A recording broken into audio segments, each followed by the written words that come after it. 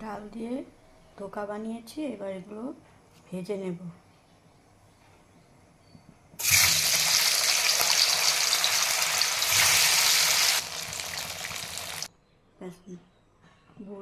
ধোকাগুলো ভেজে নিয়েছি, এবার গরম তেলে সম্বাস দিয়ে দেব। সম্বাসের জন্য নিয়েছি তেজপাতা, একটু মেথি ফোড়ন, দারচিনি আর এলাচ দিয়ে দিলাম।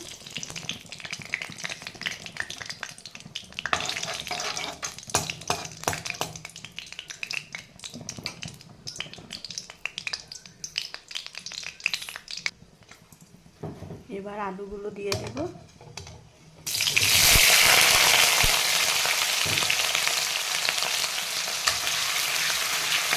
আলুগুলো একটু ভেজে নিয়ে, আলুগুলো একটু ভাজা হয়ে গেছে, এবার মশলা দিয়ে দেব। মশলাতে আছে হলুদ, জিরে গুঁড়ো, লঙ্কা গুঁড়ো।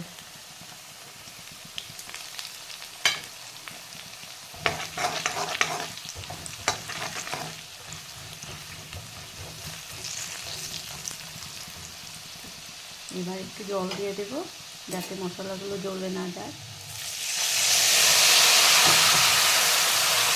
ভালো করে কষিয়ে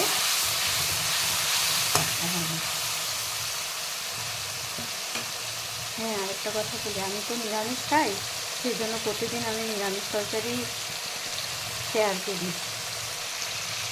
এবার স্বাদ অনুযায়ী নুন দিয়ে দেবো। করে কষিয়ে রান্নাটা করতে হবে। আমি অল্প মশলা দিয়েই করি। মশলাটা কষানো হয়ে গেছে, এবার কাঁচা লঙ্কা দিয়ে এবার জল দিয়ে দেবো।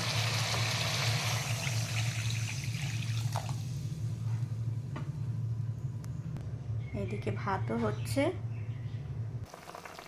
আলু সিদ্ধ হয়ে গেছে, এবার বড়াগুলো দিয়ে দেব।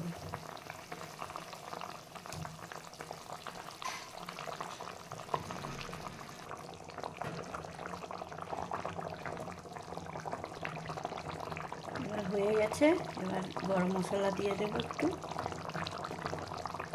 ঘি দেবো না, ঘি খেতে ভালোবাসি না, একটু হালকা পাতলাই তরকারি রান্না করি। এবার নামিয়ে নেব, ঝোল ঝোল থাকতেই নামিয়ে নেব, কারণ বড়াগুলো